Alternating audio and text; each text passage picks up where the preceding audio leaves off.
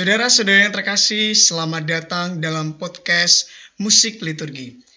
Pada kesempatan yang istimewa ini, kita bersama Bapak Nasarius Sudaryono, seorang aktivis penggiat terkait musik liturgi dalam suatu gereja, ya Pak ya.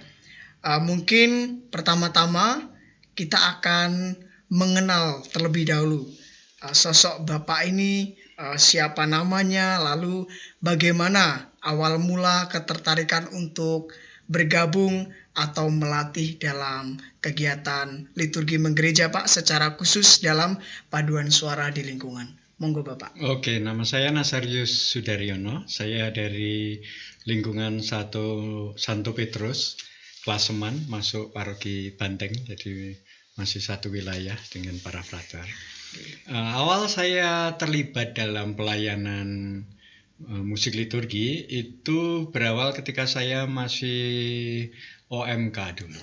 Jadi terlibat dalam KUR OMK di Paroki Kumetiran pada waktu itu. Di situ saya belajar dan saya senang karena sebagai orang muda kemudian memiliki identitas, kemampuan, juga belajar kepemimpinan leadership ya ketika memimpin KUR dan sebagainya. Dan kemudian bekal yang saya dapat dari KUR lingkungan itu saya kembangkan ketika saya pindah ke paroki Condong Catur, Milo Martani, stasi Condong Catur itu. Saya pegang KUR OMK-nya. Dan kalau misa-misa besar itu sampai beberapa tahun yang lalu saya masih jadi dirigen utamanya. Kemudian saya pindah di Banteng ini, saya lebih banyak pegang KUR wilayah dan KUR lingkungan. Kalau KUR wilayah terutama untuk tugas-tugas hari raya, kalau lingkungan itu tugas rutin mingguan. Itulah awal keterlibatan saya di KUR. Baik, terima kasih Bapak. Sungguh luar biasa ya, dari orang muda ya, sejak muda lalu berpindah dari paroki yang satu ke paroki yang lain. Pengalaman yang sangat menarik.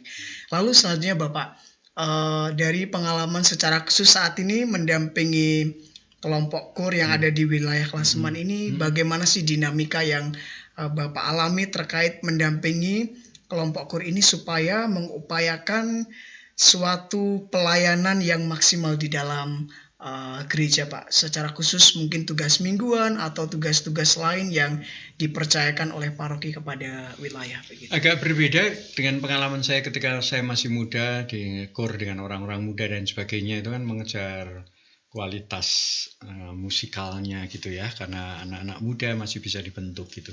Sementara ketika sekarang di paroki Banteng ini, terutama di wilayah saya itu anggota KUR-nya itu orang-orang tua itu ya, yang makin lama suaranya makin parau dan makin tidak dibikin paduan, dipecah saja sudah memecah sendiri ya. Jadi bisa 16 suara, satu orang bisa memproduksi 4 macam suara karena memang pita suaranya sudah berkurang kualitasnya gitu. Tetapi ada yang menarik, saya memanfaatkan momentum latihan KUR itu justru sebagai media untuk pendalaman iman.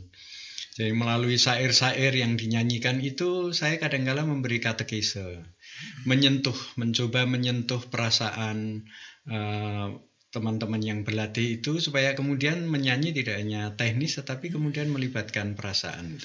Saya bilang kepada mereka, qui benedictant bis oratre, yang bernyanyi baik itu kan 2 kali berdoa. Karena apa? Kita melibatkan perasaan dan dengan perasaan itu kita mencoba menyentuh pengalaman-pengalaman religius masing-masing pribadi. Sehingga latihan KUR saya sikapi sekarang sebagai media untuk pendalaman iman, justru untuk katekese. Tentu yang utama untuk pelayanan liturgi di gereja ya, sehingga kami harus mengikuti juga arahan-arahan. Kalau untungnya di Banteng itu lagu sudah dipilihkan oleh seksi liturgi ya. Jadi sudah ada usulan lagu-lagunya yang dinyanyikan apa begitu.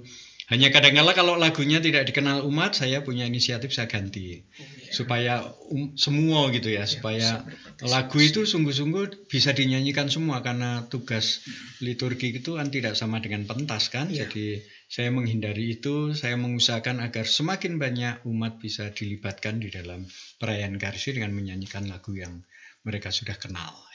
Itu dinamikanya. Wah, luar biasa ya. Jadi selain untuk juga mengupayakan pelayanan dalam gereja yang maksimal, Mm-mm. ternyata menjadi media juga untuk berkatekese, Iya, Pak ya. iya, iya. Lalu ini Pak, terkait situasi umat, kan masing-masing umat itu kan memiliki kesibukannya Iya, masing-masing iya. dalam keluarga, mungkin juga dalam pekerjaan. Lalu dalam dinamika itu bagaimana sih Bapak sebagai seorang pelatih untuk juga mengajak umat untuk rajin latihan, dan juga mungkin ada umat yang kurang terlibat dalam kelompok KOR ini supaya mereka juga akhirnya ikut bergabung, Pak.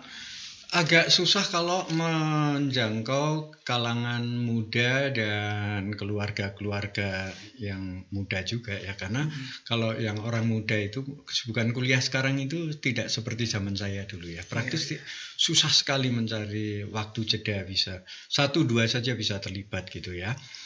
Kalau keluarga muda tantangannya kan satu, ekonomi ya, sekarang mereka bekerjanya tidak seperti dulu jam 2 sudah pulang, malam sore malam lenggang. Sekarang enggak, mereka itu bekerja sampai malam, kadang di luar kota dan sebagainya. Kalau enggak begitu juga mereka harus mendampingi anak-anak, yang itu adalah juga prioritas ya, mendampingi belajar di rumah. Sementara aktivitas menggereja itu di umat itu bisa setiap hari ada kegiatan loh, brother. Jadi bisa sibuk sekali, dan kalau kemudian yang rumah yang pokok terabaikan kan juga itu bukan sesuatu yang positif. Oleh sebab itu saya mengandalkan mereka-mereka yang sungguh senggang, dan yang senggang itu adalah pensiunan, mereka yang anak-anaknya sudah lepas, yang sudah mandiri begitu. Nah, itu yang kemudian saya kelola. Saya tidak pernah mengeluh atau kemudian mengecam mereka yang karena kesibukannya tidak pernah datang, karena itu juga kontraproduktif malahan gitu ya. Karena saya yakin begitu nanti mereka punya keluangan waktu, mereka akan terlibat. Satu-satunya yang saya lakukan adalah membuat suasana latihan KOR itu adalah suasana yang menyenangkan. Ada katekesenya, ada bercandanya, sehingga orang itu kangen. Bisa datang latihan KOR bukan mau untuk apa, dalam tanda petik mengejar target sehingga tegang atau malah pakai marah-marah atau sama sekali enggak. Sudahlah, kalaupun suaranya tidak ngejar, oke, kita sederhanakan. Jadi pengalaman-pengalaman menyenangkan itu yang saya harapkan kemudian menjadi pengikat, mereka akan datang lagi. Karena apa? Punya pengalaman bahwa menyiapkan KOR, menyiapkan tugas liturgi itu sesuatu yang asik kok, bukan sesuatu yang menjadi beban. Itu strategi. Luar biasa, jadi strateginya sangat kreatif sekali ya. Lalu begini Bapak, biasanya sebagai seorang pelatih itu kan seringkali berkoordinasi dengan romo yang memimpin.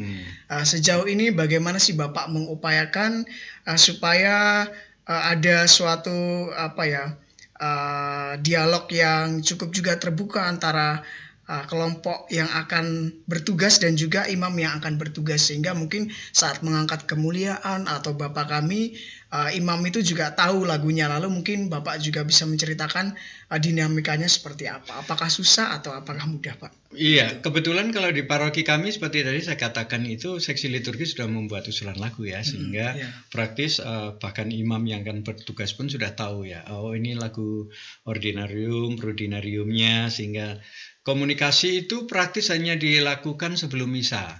Untuk konfirmasi saja, Romo yang bagian ini misalnya Tuhan kasihanlah kami itu mau dipenggal-penggal atau mau terusan.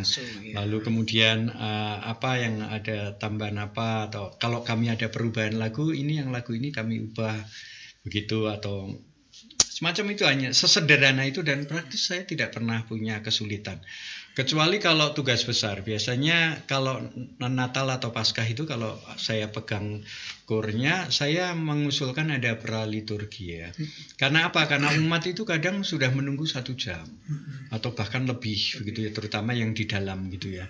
Nah, untuk mengisi itu kadangkala itu, kalau misalnya Natal saya konsultasi sama Romo, bolehkah diisi lagu praliturgi yang masih berbau Advent begitu, supaya ini juga mengantar situasi suasana, semakin orang bisa menghayati iya ini kita sedang menantikan Natal gitu ya. Atau kalau Paskah ya, itu juga saya tanyakan apa boleh gitu. Dan biasanya kami komunikasikan itu pas gladi bersih itu. Tapi kami sudah siapkan dan selama ini tidak pernah ada kesulitan, karena kita sedikit tahu gitu ya, kalau praliturgi itu tidak apa-apa, tapi kan pilihan lagu tematiknya itu sudah diselaraskan sehingga tidak terlalu jauh, dan sifatnya adalah membantu umat untuk semakin dapat menghayati liturgi itu dengan baik. Baik, terima kasih. Mm-mm. Begitu ya teman-teman, dari pengalaman Bapak Sudaryono dalam mempersiapkan suatu pelayanan bagi gereja itu sangat luar biasa. Beliau ini ya, sedikit bocoran ya Bapak, ternyata adalah seorang dosen di kampus tertentu ya. Jadi tentu jadwalnya sangat sibuk begitu, tetapi tetap meluangkan waktu untuk tetap melayani. Iya, iya. Baik Bapak, demikian podcast kita pada kali ini. Sekali lagi kami mengucapkan terima kasih atas waktu yang boleh diberikan kepada kami, atas pengalaman yang sangat luar biasa.